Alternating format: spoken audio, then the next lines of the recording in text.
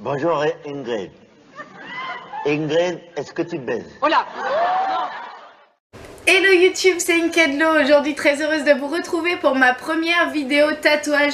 Et oui, que serait la chaîne Inkedlo sans parler tatouage, sachant que Inked veut dire ancré et que je le prononce absolument à la française puisque normalement ça se dit inked. Je ne sais pas si j'ai le bon accent, mais c'est à peu près ça. Et donc on va parler aujourd'hui de 5 choses à faire avant de se faire tatouer. Donc on passe tout de suite à la première étape. Le tatouage est une métamorphose physique indélébile, c'est pourquoi il faut énormément réfléchir et être sûr de son projet avant d'aller voir le moindre tatoueur. C'est très important. Pour se faire tatouer, il faut un minimum de 16 ans avec l'autorisation parentale et 18 ans sans autorisation.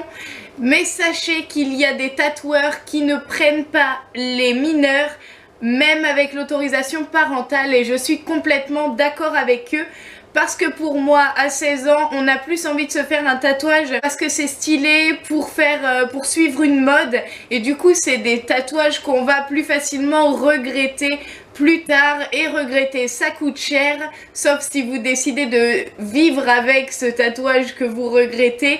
Vous pouvez soit le faire recouvrir, ce qui vous coûte un tatouage de plus, soit le faire détatouer au laser, ce qui coûte 3 tatouages et qui fait extrêmement mal. Donc voilà pourquoi il faut être très certain de son motif avant de passer à l'étape 2. Maintenant que vous avez votre motif très réfléchi et très clair dans votre tête, il va falloir choisir le style dans lequel vous le voulez. Donc vous avez énormément de styles de tatouage différents, du japonais, du polynésien, du néo-trad, new school, old school, graphique. Si vous ne savez pas à quoi correspond ce que je viens de dire, courez sur Instagram, vous abonnez à des salons de tatouage, faites des conventions, regardez sur internet, partez dans votre ville, regardez les salons de tatouage et leurs books surtout. Une fois que vous avez votre style et votre motif, vous pouvez partir à la recherche de votre tatoueur. C'est une étape extrêmement importante. Et choisissez un tatoueur qui a un rapport avec votre tatouage. Ne demandez pas à un tatoueur qui fait du japonais de vous faire une rose. On ne demande pas à Mozart de peindre. Ne demandez pas à votre tatoueur de faire un style qui n'a rien à voir avec son travail de d'habitude. Je vous dis ça autant pour vous que pour le tatoueur. Le tatoueur a l'habitude de faire ses dessins, c'est sa passion. Et si sa passion c'est de dessiner des poissons, des carpes japonaises, n'allez pas lui demander de vous faire une rose qui n'a rien à voir. Voilà, je ne vous dis pas ça anodinement. Je suis partie à la convention de Clermont-Ferrand en 2018 et j'ai vu un tatoueur qui faisait du viking, tout l'univers, tout ce qu'il y a dans les vikings, qui était en train de tatouer à une cliente une médusa, donc qui n'a rien à voir. Médusa c'est de la mythologie, si vous savez pas c'est la tête avec les cheveux en serpent qui vous fige si vous la regardez dans les yeux. Voilà, petit cours de mythologie. Donc voilà, le tatoueur était très mal à l'aise. Bon, il lui tatouait sa médusa, il l'a très bien tatoué, il n'y a pas de souci. C'était pas un raté, c'était, voilà, il en était capable de la faire, mais il regardait les gens passer en leur stipulant que ce n'était pas l'univers qu'il avait d'habitude. Donc s'il vous plaît, prenez un tatoueur en rapport avec votre style de tatouage que vous voulez, c'est très important. Donc voilà, une fois que tu as ton motif, ton style et le tatoueur qui va avec, il est temps de passer à l'étape 3. Les tatoueurs sont là pour vous guider, pour que leur travail ressorte au mieux sur votre peau. Donc écoutez leurs conseils. Comme par exemple ne pas se faire tatouer le ventre si on a pour projet de tomber enceinte, puisque le tatouage forcément il se déforme, donc voilà. Dans le bas du dos, dans les années 2000 par exemple, des tribales. Très original dans les années 2000, les tribales. Les femmes n'avaient pas le droit à la péridurale si elles avaient un tatouage dans le bas du dos parce que l'aiguille transpercerait de l'encre et les médecins avaient peur des risques. Alors je ne sais pas si les risques ont été validés et si le fait d'avoir un tatouage vous empêche toujours d'avoir une péridurale à l'heure d'aujourd'hui, mais je sais que ça a déjà été d'actualité, donc pour toutes ces choses-là, il faut écouter les conseils de votre tatoueur. J'ai une petite anecdote qui me contredit absolument. Je suis allée voir un tatoueur de ma ville et j'ai demandé à tout hasard pour mon premier tatou si je pouvais faire les singes dans le sens horizontal de façon à ce qu'il me regarde. Et le tatoueur a refusé parce que normalement, en fait, le sens d'un tatouage, c'est genre quand on se lève, il faudrait qu'il soit à la verticale comme ça sur un bras. Voilà, donc il n'a pas voulu. Je suis allée regarder d'autres books dans ma ville, dans un univers un peu cartoon que j'aime beaucoup et qui est beaucoup en rapport avec presque tous les tatouages que je veux me faire pour l'instant. Donc je reste chez lui, mais lui a accepté de me le faire. Donc voilà, je me contredis un peu, il m'a conseillé de ne pas les mettre à l'horizontale. Je suis allée voir quelqu'un d'autre qui a voulu me le faire et du coup je l'ai fait, voilà. J'étais un peu têtue sur ce point-là, je vais pas y arriver. Je voulais absolument qu'il soit pour moi et pas forcément pour que les autres le voient. Donc voilà. C'est un avant-bras, me direz-vous, tout le monde le voit, mais là il est dans le sens où moi je le regarde. Genre quand je veux vous le montrer, il faut que je fasse comme ça, pour que vous le voyez dans le bon sens. Voilà.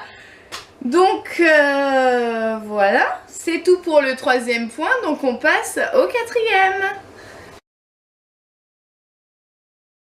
Alors pour cette étape 4, une fois que le dessin, le style et le tatoueur et toi êtes réunis, c'est le moment de parler avoir. Oui, le tatoueur te demande un avoir pour pouvoir faire le dessin pour qu'évidemment il soit payé pour les heures qu'il passe à dessiner ton projet. Donc c'est totalement logique. Je ne suis pas sûre que ce soit en vigueur depuis longtemps. Je pense que avant ça ne le faisait, tous les tatoueurs ne le faisaient pas forcément, mais mon tatoueur m'a expliqué qu'il y avait des gens qui faisaient un peu le même principe que le chèque en bois en fait, si vous voulez, pour faire une petite comparaison, dans le sens où les gens demandaient un projet tatouage et au final une fois que le tatoueur donnait le dessin, il ne les revoyait plus jamais, donc il avait travailler des heures sur leur projet pour qu'au final ils ne les tatouent jamais et que potentiellement les personnes aient pris le tatouage et été le faire par un scratcher. Un scratcher, c'est un tatoueur qui peut venir par exemple dans votre salon et qui ramène son tatouage. Ne faites pas de scratcher, c'est illégal déjà pour commencer. Et c'est souvent très raté les scratchers, voilà. Donc il y a des problèmes, c'est pas forcément stérile, même s'il ramène son truc stérile, la pièce ne l'est peut-être pas forcément et ça emmène des infections, des ratés et voilà, donc c'est vraiment pas une bonne idée. Les prix ne sont pas chers du tout, voilà comment on reconnaît un scratcher. Et puis de toute façon, un tatouage se fait dans un salon de tatouage et non pas dans un salon de maison. Voilà tout. Voilà. Donc moi j'habite en Bourgogne, comme je vous l'ai dit, en Saône-et-Loire. Et la compte que mon tatoueur me demande, c'est 50 € environ. Donc ça dépend la taille du tatouage et le temps qu'il va mettre dessus. Mais moi, pour ma demi-manchette, il m'a demandé 50 €. Pour le premier, je sais plus, je crois un petit peu moins, 40 € je crois. Vraiment pas sûr, mais voilà. Je sais que en fonction des régions, de la réputation du tatoueur et de plein de petits facteurs comme ça, le prix peut changer. Donc je sais que ça peut changer pour le tatouage, tatouage en lui-même quand il se fait tatouer, mais pour les acomptes je ne sais pas si c'est le cas ou pas. Vous allez me dire mais elle sait rien en fait, pourquoi elle fait une vidéo quoi? Non mais non. Donc voilà. Pour le tatoueur, la compte, c'est une simple garantie qu'ils n'ont pas bossé pour rien. Donc une fois que vous avez donné vos 50 €, une semaine, 2 semaines, un mois après, ça peut beaucoup varier. Le tatoueur vous a fait votre dessin, donc vous convenez d'un autre rendez-vous pour qu'il vous le montre. Vous regardez ça ensemble. S'il y a des choses que vous voulez changer, vous lui dites, il voit comment il peut faire, vous en discutez, et une fois que vous êtes d'accord sur le projet, nous allons passer à l'étape 5. L'étape 5, l'ultime étape, est indéniablement la plus longue, celle qui rend la plus impatiente au monde en fonction de la taille de votre projet, de la région et du tatoueur prisé ou non. Encore une fois, ça peut changer, mais le temps d'une prise de rendez-vous, ça peut être dans une semaine pour un petit truc d'un tatoueur pas très prisé, ou bien ça peut aller jusqu'à 3 mois, voire plus. Je pense qu'à Paris, on peut facilement attendre 6-8 mois, voilà. Donc c'est très long, il faut être patient, c'est compliqué. Même moi là, je suis dans l'attente de finir ce putain de tatouage. C'est très horrible, et surtout il ne faut pas louper le rendez-vous parce que vous ne voulez pas attendre 3 mois de plus. Croyez-moi, vous ne voulez pas attendre 3 mois de plus. Voilà, moi sans plus attendre, je vais vous donner le sketch du jour.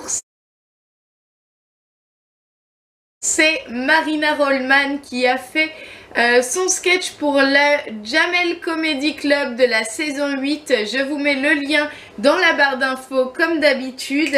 Merci à tous d'avoir regardé cette vidéo. N'hésitez pas à mettre un maximum de pouces en l'air et de commentaires. Abonnez-vous à la chaîne. Et voilà, c'est tout pour le moment. Ouais, je m'en vais comme un prince.